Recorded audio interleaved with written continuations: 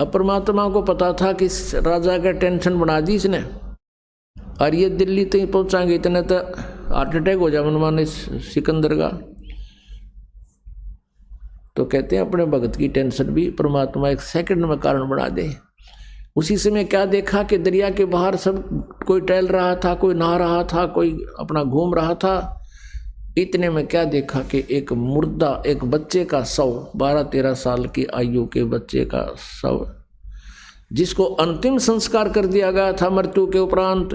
क्योंकि कुछ ऐसे कबीले हैं जो न तो जमीन में दबाते हैं, न सभा करते हैं, अग्नि में संस्कार नहीं करते, वो केवल जल प्रवाह कर देते हैं। वो ये सोचते हैं कि इसके शरीर को मछली खाएंगी, कीड़े मकोड़े खाएंगे, इसको कुछ पुण्य हो जाएगा, और उसको दरिया में जो समुद्र की तरफ जा रही होती है उसमें एक अच्छे आदर के साथ एक फ्लोटिंग ऐसा बना देते हैं, बेड़ा सा घास फूस का, लकड़ी, थोची से लकड़ी लगा कर उसके ऊपर आदर से लेटाकर और उसके ऊपर एक कपड़ा डालकर जल प्रवाह कर देते हैं। ऐसा जल प्रवाह किया हुआ मृत बच्चा आ रहा था शव। तो सभी ने कहा कि वो आ गया मुर्दा, वो आ गया मुर्दा। सब आगे भाग कर बाहर, कबीर जी भी कोई बुला लिया, शेख तकी भी आ गया। और शेख तकी कहता है अब करके दिखा दे इसको जीवित, हम मान जाएंगे। परमात्मा बोले पहले तू करके दिखा, कहीं फिर बाद में नंबर बनाओ मैं भी कर दूँ। अब सभी ने कहा ठीक है शेख तकी आप भी करके दिखा दो, आपके पास कोई शक्ति है। अब वो लगा अपने जंतर मंतर करण, यावा होता वो तो होना क्या था उससे। वो पहुंच गया, मुर्दा चला गया लगभग 2-3 फरलांग, यानी 600-700 फुट नीचे को डाउन स्ट्रीम में बहता हुआ। तो शेख तकी कहता है ये तो अपने सिर से बला उतरवाना चाहा था, ये भी नहीं कर सकता, ये बातें बनाता है। ये तो चाहा था कि मुर्दा चला जाए, तेरी इज्जत रह जावे, वो इसने कर ही दिया, मुझे लगा दिया इस पे। अब परमात्मा ने ऐसे संकेत किया मालिक ने हाथ से, वो मुर्दा वापस चल पड़ा जैसे इंजन की नौका होती है, इंजन वाली मोट, और वो दरिया के फ्लो के विपरीत चल पड़ती है। ऐसे वो मुर्दा दरिया के ऊपर से ऐसे वापस आके और वहाँ खड़ा हो गया सामने, ऐसे लेट नुका नु सथिर हो गया मुर्दा, वो मृत शरीर। नीचे से लहरें बह रही हैं दरिया की और वो सब ऐसे है। तब परमात्मा ने कहा जीवात्मा जहाँ भी है तो कबीर आदेश से इसमें प्रवेश हो और बाहर आ जा। इतना कहना ही था प्रभु का कि सारे शरीर में कंपन होने लगी और वो बच्चा एकदम खड़ा होकर और तैरता हुआ बाहर आया और परमात्मा के चरणों में दंडवत प्रणाम किया। बोलो बंदी छोड़ कबीर साहेब की जय।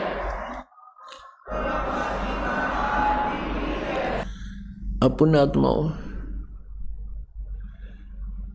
ये परमात्मा थे और इन भगवानों की भी ये लीलाएं आज से 600 वर्ष पहले की लिपिबद्ध हैं और आम तक किसी ने ये लीलाएं आन नहीं दी, क्योंकि काल के दूत प्रचारक बिना गिनती के हैं और परमात्मा को परमात्मा कोई मानने वाला ही नहीं है।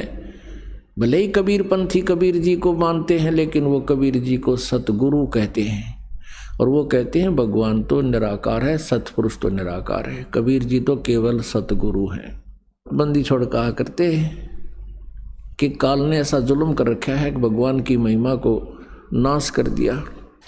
अपने आत्माओं, ये लीला परमात्मा की, श्री कृष्ण जी की एक लीला को और कई हजार वर्ष हो गए आज तक उसको सुनाते और सुनतों को, और परमात्मा की सैकड़ों सुना दूं आपने, और जो आज तक प्रमाण है उनके। अब शेख तकी के तो फिर आग लगी, मानना कहा था। जो 10-12 वर्ष का लड़का था वो जीवित किया परमेश्वर ने। उपस्थित सभी व्यक्तियों ने कहा कि हे कबीर जी आपने कमाल कर दिया, कमाल कर दिया। उस लड़के का नाम कमाल रख दिया और लड़के को अपने पुत्र के रूप में रख लिया। अपने पुत्र के रूप में रखा, उसको ज्ञान ध्यान भक्ति बताई। उसके बाद परमात्मा दिल्ली पहुँचे अब दिल्ली में जाकर शेख तकी ने दूध मुस्तार दिया, सब मुसलमानों को इकट्ठा किया कि राजा काफिर बन गया है, ये हो गया है, और भाइयों देख लो तुम ही फिर बात बिगड़ेगी। तो मुसलमान कहने लगे पीर जी फिर क्या इलाज हो। कहा कि तुम सब मेरे साथ चलो, एक काफिर आया हुआ है और वो उसने राजा पे कोई जादू जंत्र कर रखा है, वो तो उसके सिवा किसी की मानता ही कुछ नहीं है। आप मेरे साथ चलो और उसकी परीक्षा लेंगे, उसको उबलते हुए तेल के, सरसों के तेल के कढ़ाई में हम डाल कर देखाएंगे, वो मर गया तो ठीक से, और नहीं मरा तो मान लेंगे ये भगवान है, अल्लाह है। तो सब ने कहा ठीक है शेख तकी। तो लेकर हजारों मुसलमानों को और पहुंच गया जिंदाबाद मुर्दाबाद करता हुआ सिकंदर लोधी के राज दरबार के सामने। अब राजा ने पता करा कि केस और हो रहा, पता लगा कि जी शेख तकी हजारों मुसलमानों को, जनता जनों को लेकर आया हुआ है। राजा ने 5-10 को मुखिया को अंदर बुलाया, कारण पूछा तो उन कारण बता दिया गया। अब सिकंदर लोधी बड़े दुखी हुए कि महात्मा को लात इसलिए था कि ये कुछ विचार सुनेंगे इनका और हमारा ये आपस का द्वेष कम होगा, पर इसने तो जुल्म कर दिया शेख तकी ने। तो कबीर जी को वहीं अपने ही रेजिडेंस में अलग से कमरे में रखा हुआ था, वहाँ आदर से रह रहे थे। वहाँ गए तो कबीर जी ने पूछा क्या कारण है राजन, बड़े मायूस हो। सारी कहानी बताई। सिकंदर लोधी को शेख तकी ने बताया था कि हम इसकी परीक्षा लेंगे और हम ऐसे ऐसे उबलते हुए सरसों के तेल के कढ़ाई में डालकर इसको देखेंगे, जो जीवित रहेगा तो हम भगवान मान लेंगे। अब कबीर जी ने कहा कि एक काम करो, इसको कह दो अपना कर ले काम जो करना चाहता है। और सिकंदर लोधी आज्ञा लेकर शेख तकी से कह दिया कि कर लो तुमने जो करना है। अब सिकंदर लोधी को विश्वास था कि ये कुछ नहीं बिगाड़ पाएंगे।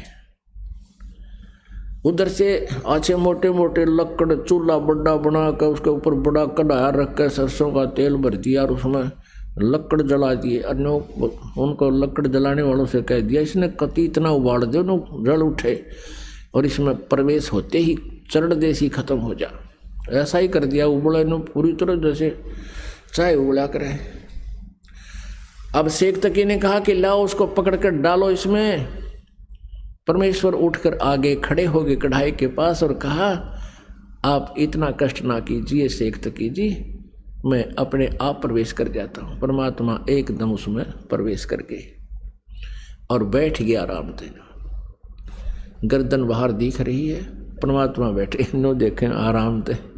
शेख तकी नो कहे कुछ भी ना होया। शेख तकी क्या कहता है कि इसने इस गर्म तेल को जंतर मंतर करके ठंडा कर दिया। अब सिकंदर लोधी ने सोचा भी गुरुजी कबीर जी का कुछ नहीं हुआ तो हो सकता है ये ठंडा कर रखे और जंतर मंतर करके ला देख लूं। तो कहने लगा सिकंदर लोधी के मैं चेक करता हूं। परमात्मा बोले राजा इसमें हाथ मत दिए कि दे नकम्मे के कहते तू इसमें हाथ दे दे, तेरी उंगली नहीं पाऊंगी, इतना गर्म है यो।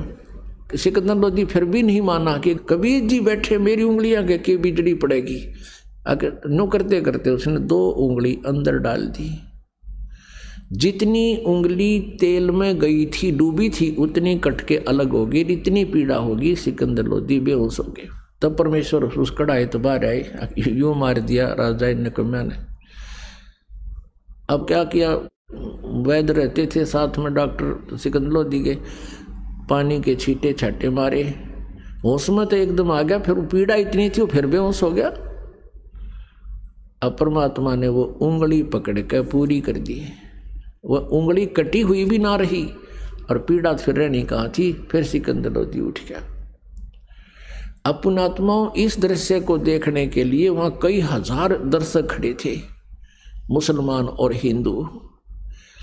अब शेख तकी तो मान्या नहीं, पर उन हजारों की श्रद्धा परमात्मा के प्रति अटूट बन गई और सब ने कहा प्रभु आपने कमाल कर दिया, अब तो परमात्मा आए हो, हमें दीक्षा दे दो, हम आपकी शरण ग्रहण करना चाहते हैं। कई हजारों ने परमात्मा की दीक्षा ली। अब शेख तकी का फिर आग लागी, क्योंकि राज तजना सहज है सहज दरिया का ने। ये मान बढ़ाई ईर्षा दुर्लभ तजना। ये 2 दिन के बाद फिर मुसलमान इकट्ठे किए, फिर सिकंदर लोधी, ये भी प्रार्थना परमात्मा ने स्वीकार कर ली। राजा से कहा, राजा इन्हें करने दो, इन्होंने तो मुझे मारना ही है, और कोई बात नहीं, मर जाऊंगा, आप चिंता ना करो, मुझे करने दो जो ये करना चाहते। और सिकंदर कहता था, जी मेरी तो पार नहीं बसा रही, ये तो दुष्ट इंसान है, कुछ भी करवा सकता है, मेरे राज को भी उलट पुलट कर सकता है। तो पुण्यात्माओं, परमेश्वर जी को पकड़कर एक बहुत गहरे कुएं में डाल दिया जिसमें जल नहीं था, और वो इतना गहरा होता था, पहले 200 से 150 फुट पर जा करके जल निकलता था, और उसमें डाल दिया। और ऊपर तो कंकर, झाड़, बोझड़े, कांटेदार झाड़ियाँ, और ऊपर तो मिट्टी, गोबर, छोटी ईंट कति ठोक दिया फुल। और शेख तकीक ने तो बस फिर पगड़ी घुमाई, कहा अब बन गई बात। हाथ पैर मुंह धोकर शेख तकी पहुंचा, फिर वहाँ सिकंदर लोधी के दरबार में कहने लगे, सिकंदर लोधी, हे राजन, अब कहाँ है वो तेरा अल्लाह? अब शेख तकी तो उधर लेकर गया था, थोड़ी देर पाछे कबीर जी आकर अपने कमरे में लौट गए, विराजमान थे। सिकंदर लोधी ने उनको जलपान कराया। अब ये पूछा को नहीं कैसे आगे, क्यों आगे, ये मालिक की लीला थी, उसको बुद्धियान नहीं दी। शेख तकी इसकी बात सुनकर कि उसको हम दाबे गड्ढे में, कुएं में डाल दिया है, कहाँ है वो तेरा भगवान? सिकंदर लोधी कहने लगा, किसके विषय में बात कर रहे हो शेख तकी? कि वो तेरे गुरु के बारे में, कबीर के बारे में। उसको हमने झेरे कुएं में डालकर ऊपर से सैकड़ों टन मिट्टी डाल दी है, झाड़ बोझड़े डाल दिए, अब निकल के दिखाए। सिकंदर लोधी कहने लगा, वो बैठे कमरे में, आ दिखाऊंगा। अब शेख तकी गया, देख कर नो कर लिया।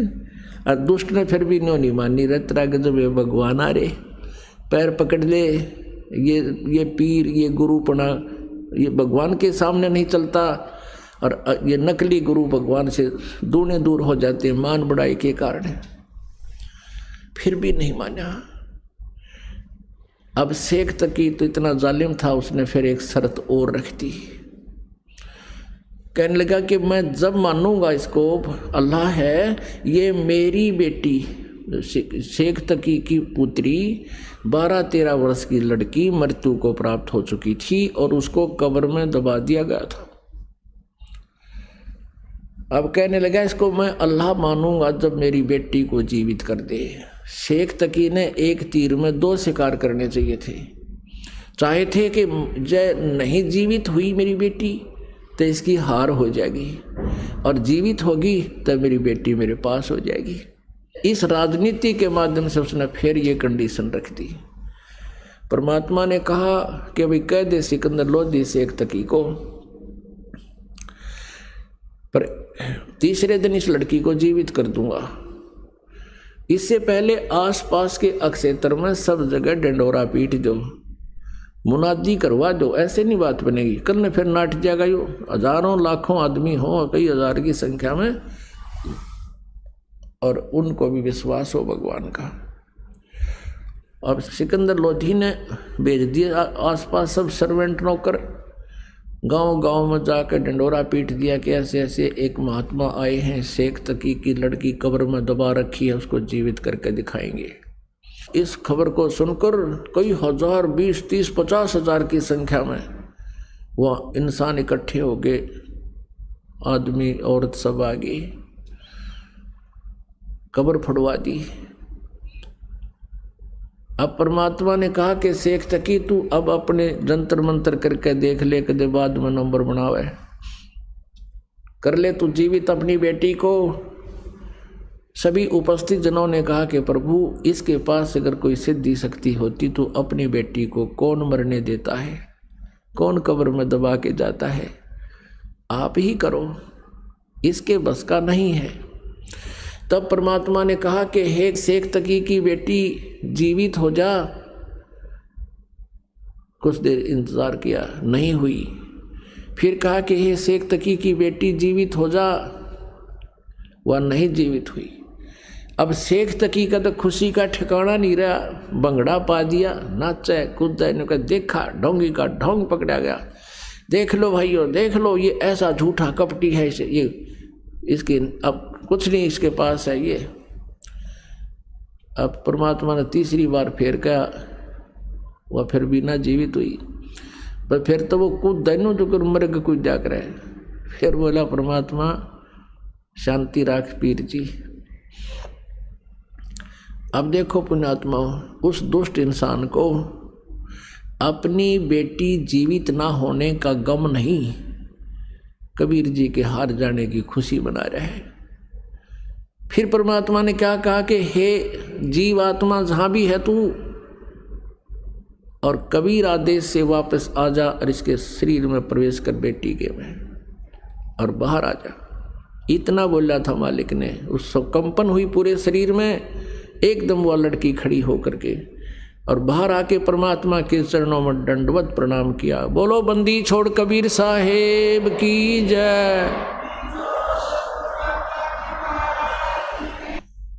पुण्यात्माओं, परमेश्वर ने कहा कि जा बेटी तेरे पिता के साथ।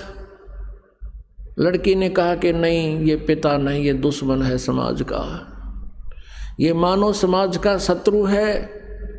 इसका और मेरा नाता 12 वर्ष की आयु तक का था, आगे मेरा जीवन शेष नहीं था। अब मैं पशु जोनी में जाने की मेरी तैयारी हो रही थी। आज मेरे इस परमेश्वर ने मुझे पुनर्जीवन दिया है। और 1.5 घंटे तक उस लड़की ने प्रवचन किए, परमात्मा ने उसके अंदर वह कैसेट डाल दी, अपना ज्ञान फैक्स कर दिया।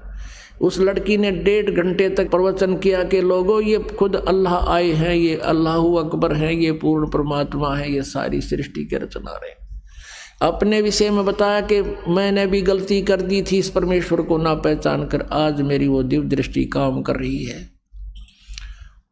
अब पुण्यात्मा, उस लड़की को पिछली सारी अपने जीवन की कहानी याद आ गई। ये कमाली वाली आत्मा जो है, ये सतयुग से मालिक की चरणों में सेवा में रही। सतयुग के अंदर ये विद्याधर ब्राह्मण की पत्नी दीपिका थी। उसमें इनको परमात्मा शिशु रूप में मिले थे, परमात्मा की सेवा की थी, वो पुण्य मालिक ने इनका बनवाया। फिर वही आत्मा दोनों की दोनों त्रेता युग में वो वेद बीज ब्राह्मण हुआ और वो सूर्या नाम की उसकी पत्नी हुई। फिर आगे चल के दोनों की कुछ पुण्य थे, वो स्वर्ग में रहे। उसके बाद वो वेद बीज वाली आत्मा तो स्वामी रामानंद हुआ और वो सूर्या और दीपिका वाली आत्मा ये कमाली हुई। कमाली का जन्म मुसलमान धर्म में हो गया। अब मुसलमान धर्म में ये ज्ञान प्रवेश करना कोई बालकों का खेल नहीं, वो तो इतने आरूढ़ हो चुके हैं, वो उस ज्ञान और इस निराकार भगवान इस काल के अतिरिक्त किसी को नहीं मानते। अब परमात्मा वहाँ पहुँचे, 10-12 वर्ष की लड़की थी, तब उनसे मिले, उनको जो ज्ञान समझाया बेटी को, क्योंकि परमात्मा का विधान है जो जन मेरी शरण है ताका हूँ मैं दास, और गेल गेल लग गया फिर जब लग धरती आकाश। अब उसी आधार से परमात्मा उस कमाली को मिले थे। कमाली बता रही है मुझे परमात्मा मिले थे जब मैं 12 वर्ष की आयु में थी। मेरा नाम राबिया था और मैंने परमात्मा की ज्ञान से प्रभावित होकर के पिछले संस्कार भी कुछ काम करते हैं। मैंने नाम भी ले लिया, 4 वर्ष मैंने भक्ति भी की, शादी कराने से भी मना कर दिया था। अब क्या कहानी थी पुण्यात्माओं, ये राबिया 12 वर्ष की थी, परमात्मा मिले, इनको सारा ज्ञान समझाया। पिछले संस्कार से थे जो कि इसे धर्म में भी इसने परमात्मा को स्वीकार किया।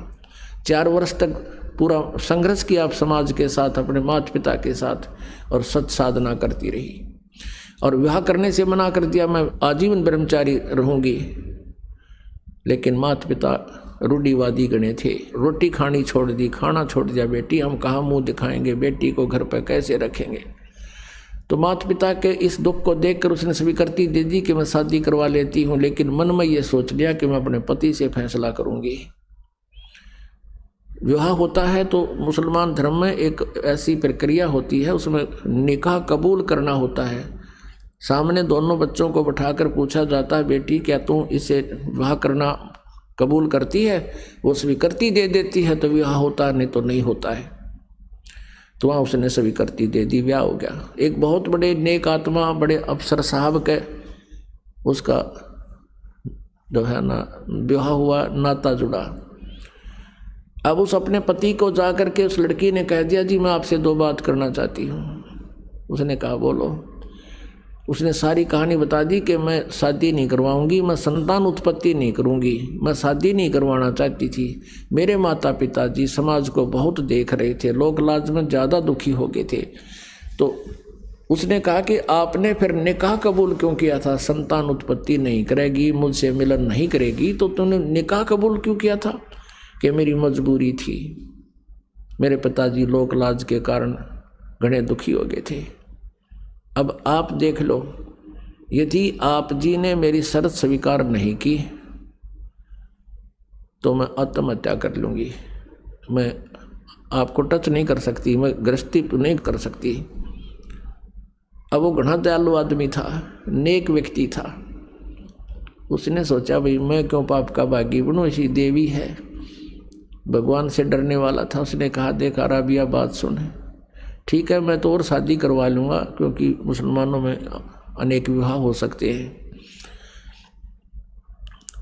लेकिन एक बात ध्यान में रखना, जैसे आपके माता पिता की लाज थी ऐसे मेरे माता पिता की भी लाज है।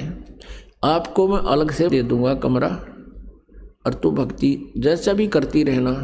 संसार की दृष्टि में रहेगी मेरी पत्नी, लेकिन मेरे दृष्टि में तो मेरी बहन तुल्य होगी, तुझे कोई दुख नहीं होने दूंगा। लेकिन घर से बाहर नहीं जाने दूंगा, तुझे पर्दे से बाहर नहीं रहने दूंगा। राबिया ने सुख का सांस लिया, हे अल्लाह बड़ी सुनी आपने मेरी। अब उस लड़की ने वहां देखा समाज में, क्योंकि 1, 2, 20, 1000, लाख सभी एक जैसी क्रियाएं कर रहे हैं भक्ति की, परमात्मा वाली भक्ति को छोड़ दिया और वो लोक वेद वाली शुरू कर दी। अब पुण्यात्माओं, सत्संग के अभाव से अभी तक ये बिजली गिरती रही। अगर उस लड़की को रह रहकर सत्संग मिलता रहा होता, अब परमात्मा उन जो त्रुटियां समाज में होती हैं उनको अब पहले करके दिखा दी कि ये ऐसी बिजली गिरती है, इसलिए सत्संग की आवश्यकता रह रहकर पड़ेगी आपको, तो वह विचलित होगी। और वही पूर्व वाली जो साधना अपने धर्म में थी वो करने लगी, नमाज नमोज ये सब, बकरीद ईद सब करने लगी। फिर होगी जब वो वृद्ध अवस्था में आई, उसने अपने पति से कहा कि अब हज करना अनिवार्य बताते हैं, आपकी आज्ञा हो तो मैं हज कराऊं। मुसलमान धर्म में ये माना जाता है जो हज कराते हैं तो वो सीधे स्वर्ग जाते हैं जब उनकी मृत्यु होती है। हज नहीं करता तो वो अभी वो मतलब पूर्ण लाभ प्राप्त नहीं होता है। उसके पति ने कहा कि आप जा सकती हो। उसने देख लिया है बेचारी, कभी बाहर गली में मैंने किसी से बात करती भी नहीं देखी। कहा कि मैं आपके लिए कोई ऊँट व्यवस्था करवा देता हूँ और साथ में कुछ नौकर भेज देता हूँ। वो कहने लगी नहीं मैं पैदल जाऊँगी, और भी बहुत लोग जा रहे हैं। अब वो चल पड़ी और जाने वाले कोई जा रहा था, कोई नहीं आ रहा था, कोई किधर रास्ते में बैठ गया, तो वह सीधी चली जा रही थी। उसने क्या देखा कि एक कुएं के ऊपर एक कुतिया प्यासी खड़ी थी, उसके छोटे छोटे नवजात बालक वो अलग पड़े थे, और वो इतनी प्यासी थी कि राबिया के चरणों की तरफ आई, फिर भाग दौड़ कर कुएं की तरफ झांका, फिर उसके पैरों की तरफ आई। अब राबिया ने देख लिया कि प्यासी बहुत है। वहाँ जाकर देखा कुएं पर कोई बाल्टी नहीं, कोई रस्सी नहीं। अब उधर से उस कुतिया की दुर्दशा देखकर उस पर रहा नहीं गया। कहते हैं दया बिना दरवेश कसाई, जिसके अंदर दया नहीं है वो संत दरवेश वो साधु कसाई के तुल्य है। अब उस लड़की ने कोई चारा नहीं देखा, आसपास कोई गांव झोपड़ी भी नहीं, कहीं से को बाल्टी ने जू ले आऊँ। उसने आओ देखा ना ताओ देखा, अपने सिर के बाल नो पाड़ दिए, खस्सा खस खस्सा खस। आप पाड़ के देखो 5-4 बालों को एकदम नो खस्सा खस पाड़ दिए, कति सारे बाल पाड़ दिए। और उनकी फिर रस्सी बाटी, आप लो आने होगी। रस्सी बाटी बहुत लंबी, गहरे पानी जल होता था। अपने कपड़े निकाल कर पहले मोटे कपड़े पहना करते थे खादी के रेजे के, और उसका बांध के नीचे जल में डबोए, और फिर निकाल के एक पात्र पड़ा था मटके का टूटा हुआ आधा हिस्सा घड़े का, उसमें निचोड़ा, फिर पानी निकाला, और कुतिया 1 सेकंड में उसने जब पी जा और फिर मुंह की तरफ देखे, फिर दूसरा। अब ऐसे वह कुतिया छका दी, तृप्त किया, और अपने बालों को रक्त से साफ किया और कपड़े पहन गए, चालन की तैयारी करी थी, प्रस्थान करना चाहता। इतने में कहते वो मक्का जहाँ ये हज करने जाते हैं, मक्का में शीश निवाने जाते हैं, वो नो की नो बिल्डिंग उठ गए और ऐसे लगी उस कुएं के साथ में जैसे गाड़ी प्लेटफार्म पर लग गया ग्रह। अब उस देखकर मक्के को राबिया तो दौड़कर अंदर गई, दंडोत प्रणाम किया, जैसा भी वहां करते हैं, सजदा किया। उसको सौपन सा होया कि मक्के मागी में तो वहां जो यथा स्थान पर मक्का रहा नहीं, लोगों में हाहाकार मच गया, मक्का कहाँ गया, मक्का कहाँ गया। एक अब्राहिम अधम सुल्तान नाम का एक भक्त था जो पहले जन्म जन्मांतर में मालिक का शिष्य था, और वो भी ऐसे ही भ्रमित था। उसमें भी परमात्मा उनको कबीर जी मिले हुए थे, आए थे, और वो परमेश्वर के ज्ञान से परिचित था।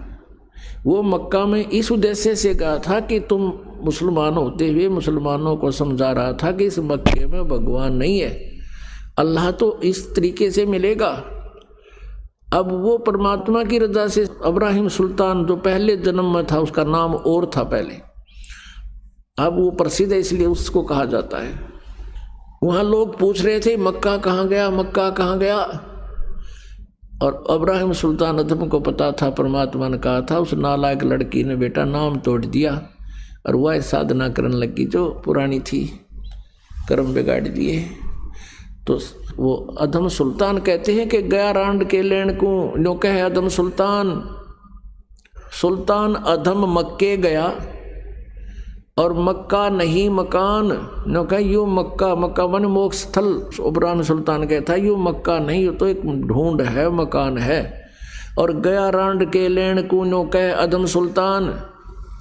अब लोग नो कहे किसको लेन गया, कि एक रांड को लेन गया। मतलब कहने का भाव ये था उसका कि उस नालायक ने के जुल्म कर दिया, भगवान की भक्ति छोड़ के, और उस भक्ति के कारण जो पीछे पुन कर रखे उस परमात्मा की, और फिर उस लीला से उसको ये इतनी सिद्धियां ऐसा राहत मिल रही है। वो परमात्मा ऐसा दयालु है, उसने उस बेटी के लिए वहीं भेज दिया मक्का, पूर्ण परमात्मा कबीर जी ने। और भगवान पर अपना भगत दुखी नहीं देखा जाता। अब चाहे वो बेशक डलाड हो रहा था, जैसे टटीरी थी, महाभारत में एक प्रमाण आता है, और टटीरी तो किसी की उपासना भी ना कराया करती। उस समय जब उसने अंडे उत्पन्न कर दिए महाभारत कुरुक्षेत्र के मैदान में, उधर से सेना खड़ी होगी, आकर युद्ध की तैयारी होगी, तब उसने देखा तो जुल्म हो गया, तेरे बच्चे मरेंगे, तेरे अंडे मरेंगे, खत्म होंगे। तब उसने अंतःकरण से रोके भगवान से याचना की थी, मेरे अंडों की रक्षा करियो प्रभु। कहते हैं उसी समय ऊपर से एक इंद्र के हाथी का इतना भारा, हाथी का इतना बहुत बड़ा घंटाला जिसमें 88,000 मन बताते इतना वजन था, ऊपर से आकर उन अंडों पर गिर गया। महाभारत हो गया, अग्निबाण छूटे, वहाँ दुनिया कटका मर गई, अंडा का आँच भी ना आन दी। अब वह तो कोई भक्ति भी ना करे थी टटीरी, फिर भी मालिक ने उसके पूर्व जन्म के संस्कार से खुद कबीर भगवान ने उसकी रक्षा कर दी। अब यही स्थिति थी राबिया की थी कि काल तो चाहता है ये नास्तिक हो जा, और भगवान चाहते हैं कि इनमें मालिक की चाह बनी रहे। और जब ये कलयुग का ये समय आवे, इस समय है अब सबको पार करने का। यहाँ तक इस भक्ति को, परमात्मा में आस्था को बनाए रखना था हमारे हृदय में। तो इस उद्देश्य से परमात्मा ने वो मक्का उठाकर वहाँ उस बेटी के लिए भेज दिया। अब वहाँ अब्राहिम सुल्तान उसको लताड़ रहा है कि ये के ड्रामा दिखाने लग रही है दुनिया की, मैं वाह वाह हो जाएगी, या फूल का कुप्पा हो जाएगी, अपने कर्म बिगाड़ेगी, और वही बनी। जब मक्का वापस आया, देखा एक बहन को लेकर आ रहा है, उसका नाम राबिया था। पूरे मुसलमान धर्म में उस समय राबिया की महिमा ऐसी होगी कि भक्ति हो तो राबिया कैसी, भक्ति हो तो राबिया कैसी, भगत हो तो ऐसा हो, भक्त नहीं हो तो ऐसी हो। अब पुण्यात्मा आगे के बना उसके साथ, अगले जन्म में वो बांसुरी नाम की एक लड़की बनी और वो इतनी भक्तमती थी, इतने फिर भी आस्था मालिक की उसके हृदय में थी। जब वो वृद्ध अवस्था में आई, उसने सोचा, यूँ कहते हैं जो मक्के में मृत्यु को प्राप्त हो जाता है भगवान प्राप्ति होती है, सीधा स्वर्ग जाता है, भिष्ट में जाता है। उसने सोचा इससे बढ़िया और क्या अवसर होगा, मक्के में अपना सिर काट के और चढ़ा दिया, मृत्यु को प्राप्त होगी। अब सब जगह यूँ हो गया कि बंसुरी गई स्वर्ग में, बंसुरी सिद्धि गई स्वर्ग में, बंसुरी सिद्धि गई स्वर्ग में। अब स्वर्ग में कहाँ जाना था, अगला जन्म फिर उसका लड़की का हो गया, वो वैश्या बन गई। एक जीवन वैश्या का व्यतीत किया और फिर उस परमात्मा की 4 साल की भक्ति, एक सत्साधना का शेष था। फिर उसका कई युगों तक मनुष्य जीवन शेष नहीं था। वो फिर शेख तकी के घर पे लड़की के रूप में जन्म था उसी लड़की का। और पुण्यात्मा उस दयालु ने अब उस आत्मा को पहले तक कर्म बनवाए, उनके सतयुग में उनके घर पर आए और वो ऋषि पाक रहे थे, मालिक की बात सुनी को नहीं, अपने कर्म बिगाड़ेंगे, अपनी गलत साधना करते रहे। फिर त्रेता में फिर परमात्मा उनका उसी रूप में आए, उनसे फिर कर्म बनवाए, मालिक की सेवा करी, बचपन रूप धारण करा लिया शिशु रूप, और फिर वो एक रामानंद बन गया, एक या कमाली डके खाती अंडे। अब दोनों को फिर संभाला मालिक ना के।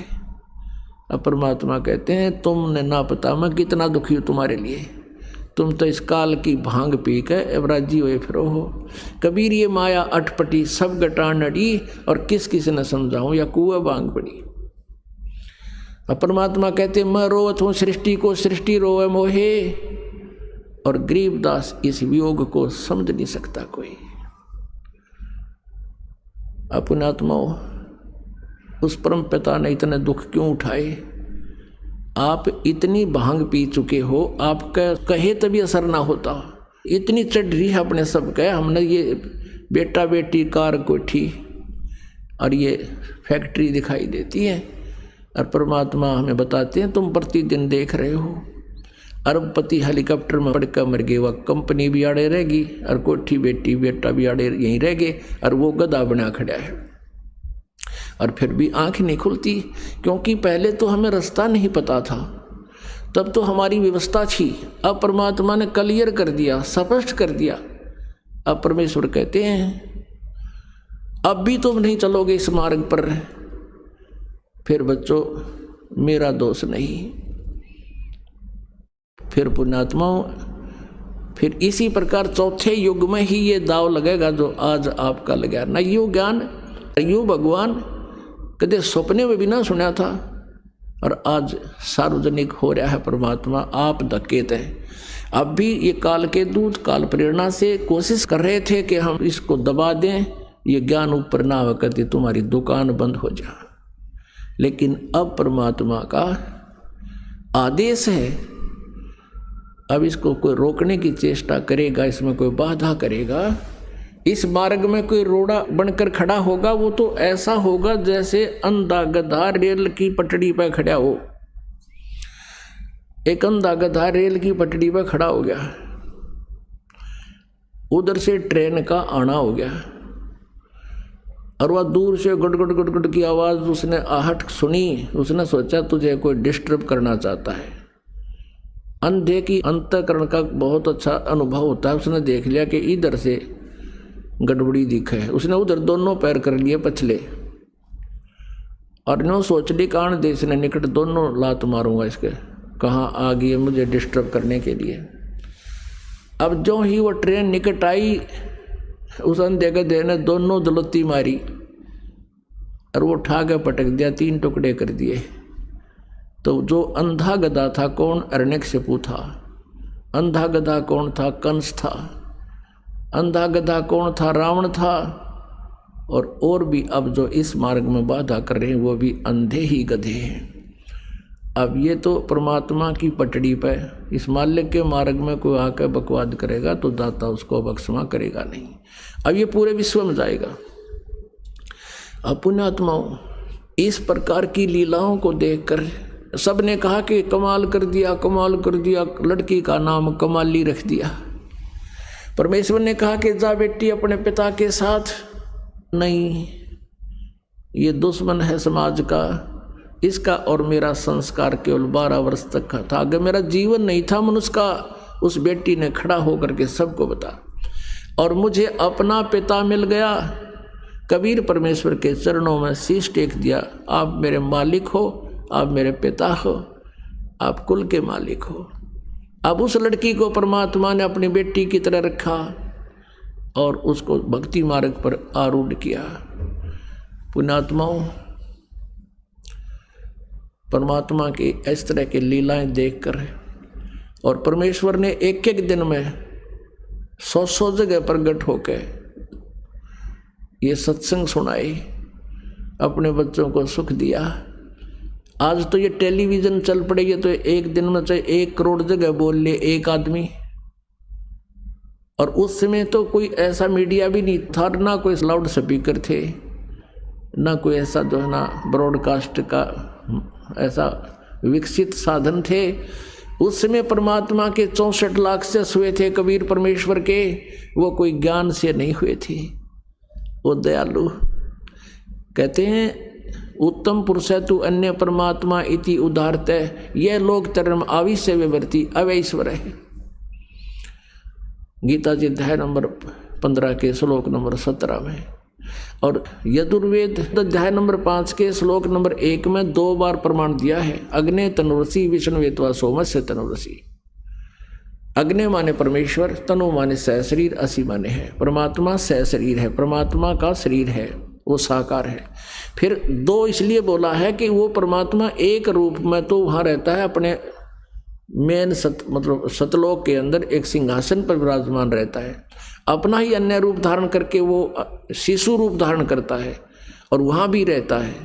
और तीसरा ये ऐसे आता है, परमात्मा कहीं भी प्रकट हो जाता है, हो जाते हैं और अपना कुछ राहत दे करके और फिर अपने सतलोक चले जाते हैं। तो उसमें लिखा है कि वो विष्णुवेत्वा सोमस्य तनुरसी, तो माने उस परमेश्वर का सबके पालन पोषण धारण पोषण करने के लिए, उस परमात्मा का धारण पोषण करने का वो कौन सा तरीका है? आप जी को सत भक्ति मंत्र दे के और अपना आशीर्वाद से अपनी टीम से आपको सुखी करके, आपके पापों का नाश करके अपनी तरफ से फर्स्टली आप परमात्मा कुछ पुण्य अपने तरफ से आपको फीड कर देता है। और फिर आपसे कहा जाता है कि तू अपने पैरों पे खड़ा हो, ये भक्ति कर, इस तरह की क्रियाएं कर, तू सुखी होगा। तो 64 लाख शेष हो गए थे भगवान के, और उनके इतने सुख हो गए थे, सारे दुखी थे। किसी का कोई कष्ट था, किसी का कोई कष्ट था, कोई किसी हाहाकार माच रहे थे, किसी के भूत कूदे थे, किसी का कुछ हो रहा था। अब वो सबको एक बार रिचार्ज कर गए परमात्मा।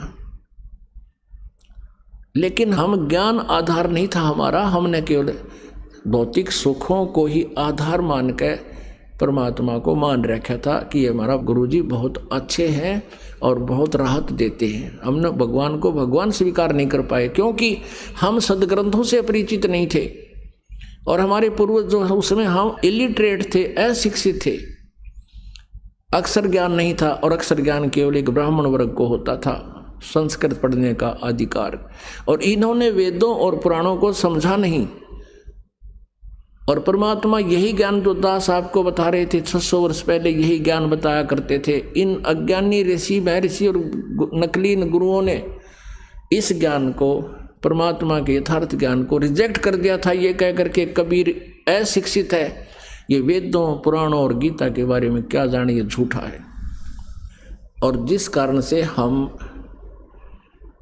परमात्मा को नहीं पहचान सके। और पुण्यात्माओं, एक और काल का जाल है।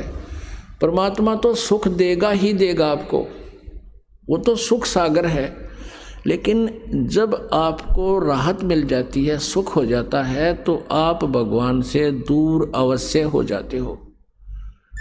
ये एक बट नेचुरल है। दुखी इंसान भगवान को चाहता है और थोड़ा सा सुख होते ही फिर अंडी पाक जाता है। एक बार क्या हुआ, कबीर जी कहीं सत्संग कर रहे थे और एक वैश्या थी गणका, और उसने रात के समय ये परमात्मा की चर्चा सुनी। उसके कान खड़े हो गए। वह नहा धो के और उस अपने मकान के झांकी के सहारे बैठ गई और बाहर से गेट लगा कर कुंडी ला दी अंदर से।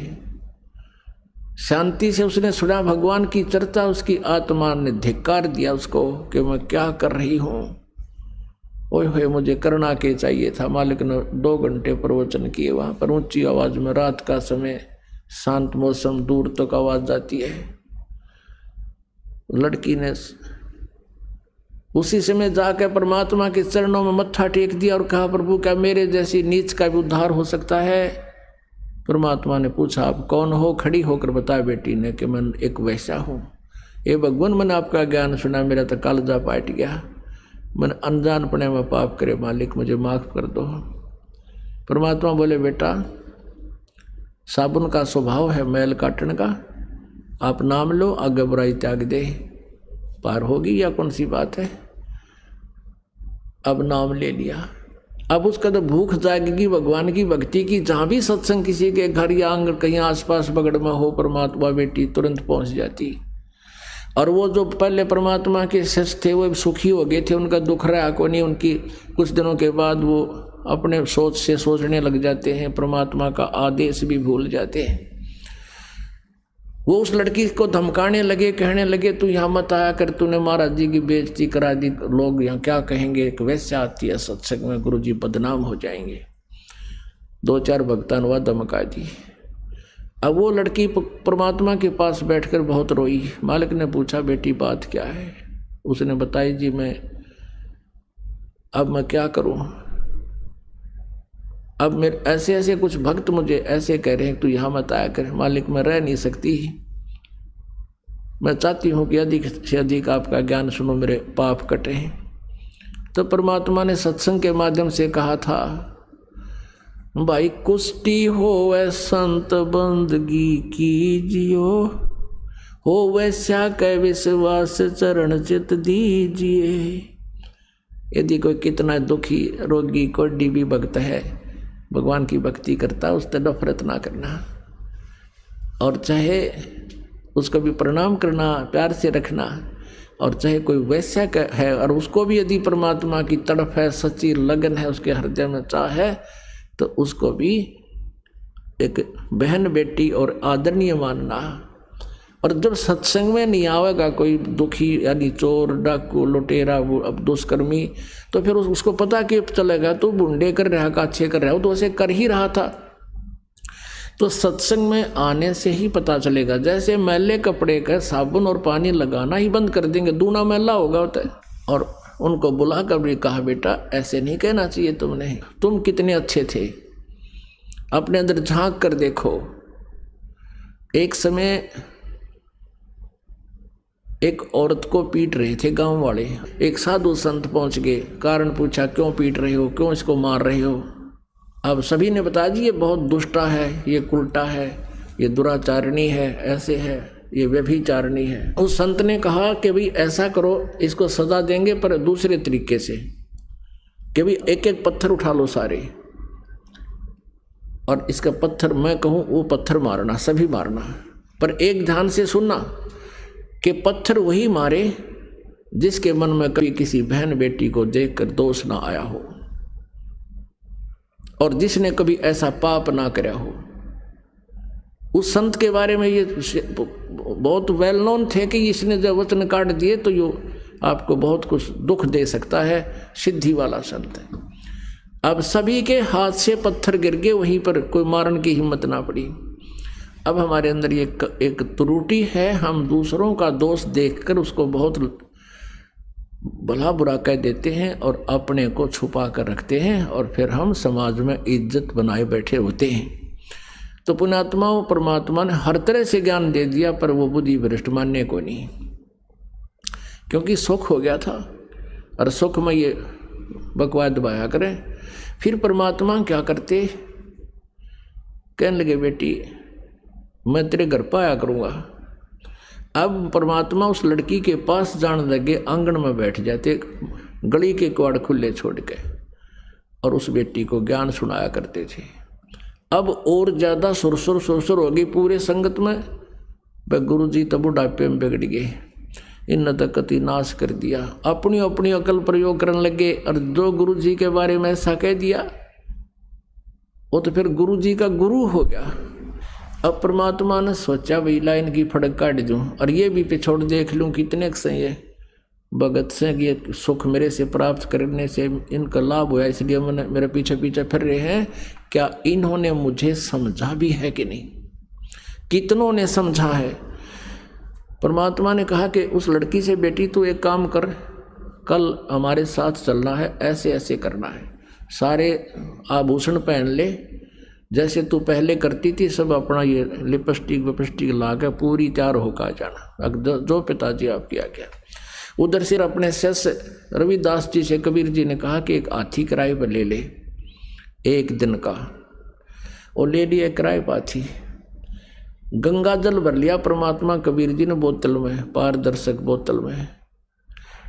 हाथी आंकड़ियाँ, हाथी का पीलवान तो बन गए रविदास जी, और बीच में बिठाली हुआ लड़की, वो वैसा सुप्रसिद्ध, सारे काशी जानता था उसको, और कबीर जी बैठ के पिछली साइड में, और उस लड़की के कंधे पर हाथ धर लिया परमात्मा ने न्यू, और एक हाथ में वो गंगा जल शराब की तरह पीवा है और न्यू कर बैठे बैठे उसने कह दिया परमात्मा ने रविदास जी को कि साथी ने उस मेन बाजार में काट दे, और मेन बाजार में निकाल दिया। अब जो भी देखेगा यू के सरेआम ड्रामा हो रहा है, जो कहो तो कबीर है भाई, कबीर वो दानक जुलाहा। और उन कबीर जी परमात्मा के शिष्य बहुत थे वहाँ पर, उनको लाऊं बुला बुला के, आ जाओ, हम तो पहले कहा करते वहाँ ऐसे जाते हैं वैसे जाती हैं, आज देख लो शराब के नशे में इसने ये बिना पता तू कहाँ क्या वैश्यावर्ती कर रहा है, ये तुम्हारा गुरु। अब वो बुद्धि भ्रष्ट शिष्य जो सा भी देखे, नो के मैं तो कदे कदे जाया करता, कोई नो के मन तो कोई दिन तो नाम छोड़ रखा था, एक आधा नो का मैं तो फलाना ले गया था, एक दिन गया था, मेरा को ना गुरु घर।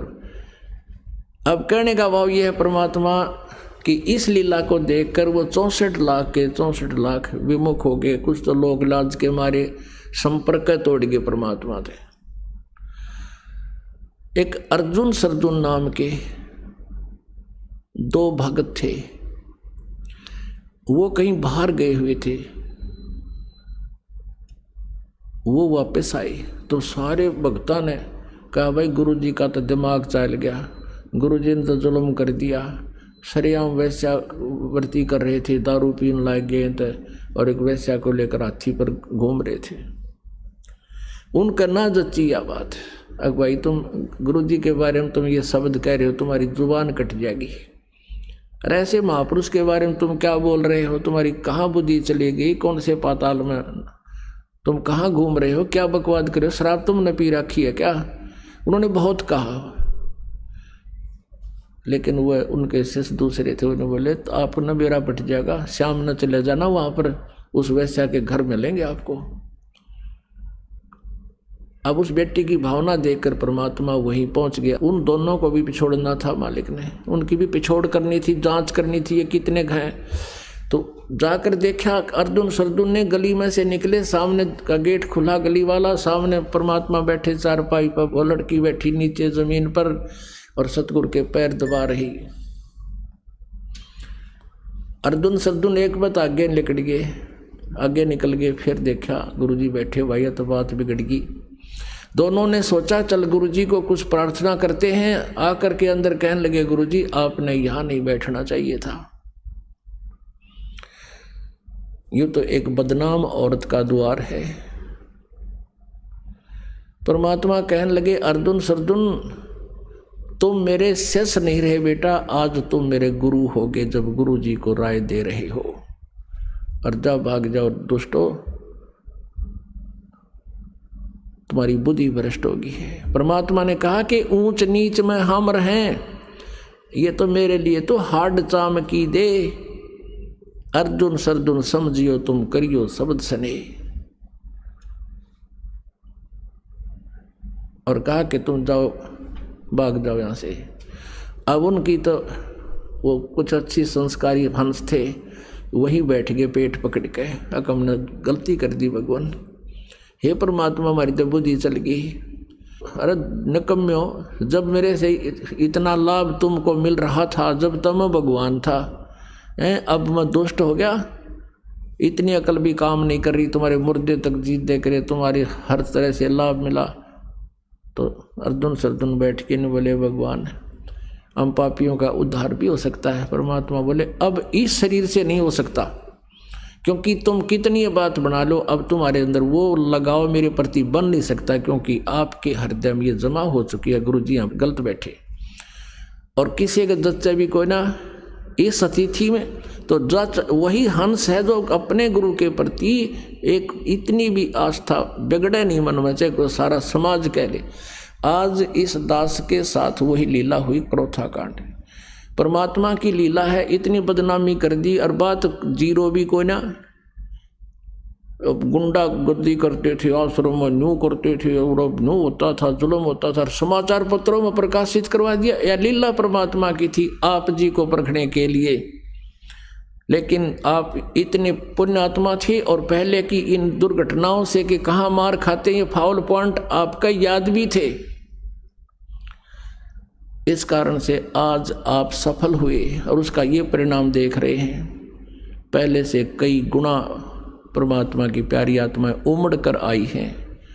आपके हृदय में ये समाया भी नहीं कि ये बकवास क्या कर रहे हैं, क्योंकि आप आंखों देख रहे थे और इसका ये परिणाम हुआ। तो पुण्यात्माओं, वहाँ सिकंदर लोधी आया हुआ था, दिल्ली का बादशाह वहाँ पहुँचा हुआ था काशी में। और परमात्मा भी ये छेड़ा जब छेड़ा करते, जब वो भी आ रहा हो इनका सब तो बड़ा राजा।